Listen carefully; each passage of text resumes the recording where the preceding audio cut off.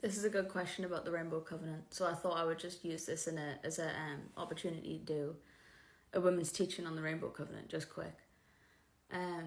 So why is the Rainbow Covenant even important? Well, you're going to find it in Genesis 6-9. And I say 6-9 because it's not that the covenant itself is made in chapter 6, I don't believe. But the whole context is important because it involves the food laws. And you have to see how the animals were put on the ark, how God commanded Noah to put the animals on the ark. And he basically says, he declares some animals clean, some animals unclean. The clean have to go on in 7s, and then the unclean go on in 2s. Obviously assuming that the clean are going to be for sacrifices for food. So it's as simple as it gets, really. And then you've got don't touch the blood in there as well. So the Rainbow Covenant is one of the covenants of promise that Paul talks about in Ephesians 2:12. You're supposed to catch on in Ephesians 2 and Acts 15 that it's about the conversion of the Gentiles. So if you're a Gentile in the flesh, like you're supposed to be drinking the milk, you believe the Messiah, you want to start drinking the milk, you want to start obeying, you want God to dwell with you. Those are the chapters that you should be going to because it's about how the Gentiles get grafted into Israel, how they receive the Spirit of truth. So in Acts 15, they say, don't burden the Gentiles with the sacrificial law. We're no longer under the law. But keep these few things from the covenants of promise. That's not grievous. They're everlasting covenants. And Paul just straight up says, the Gentiles that are no longer estranged from the covenants of promise are part of the Commonwealth of Israel. They're no more Gentiles. So it's super important. So you've got to figure out, why are they saying these few commandments? Where are these commandments from in Acts 15? Are they just random commandments? No, they're from the covenants of promise. It's the same message that Paul's given in Ephesians 2. So when you even see the term covenant of promise, plural of promise, you'll be thinking, Paul, what are these covenants of promise? At least that's what you're supposed to think. And that's how God pricks your heart when you read in the Bible. But what happens with the Christians? They just glaze over the stuff they don't understand because if it doesn't fit their doctrine, they'll see covenant of promise or covenants of promise. They don't care about them. They honestly just don't care. Their heart isn't circumcised. They don't go and search it out.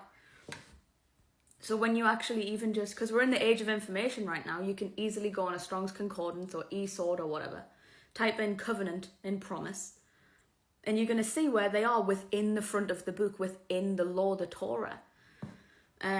Following the full Torah means you follow the full instruction. The full instruction is that we're no longer under sacrificial law because the Messiah has been and refreshed the covenant made at Horeb. That holy covenant is the 10 Commandments. It was given to Abraham, confirmed in Israel. It was the 10 Commandments. And then when they transgressed that covenant, after literally they had just agreed to it, once Moses goes to get the 2 tables, they transgress the covenant and the sacrificial law has to be added as a punishment. But Galatians 3 tells you that it was added for a time. Deuteronomy 31 tells you it was added for a time until it is finished.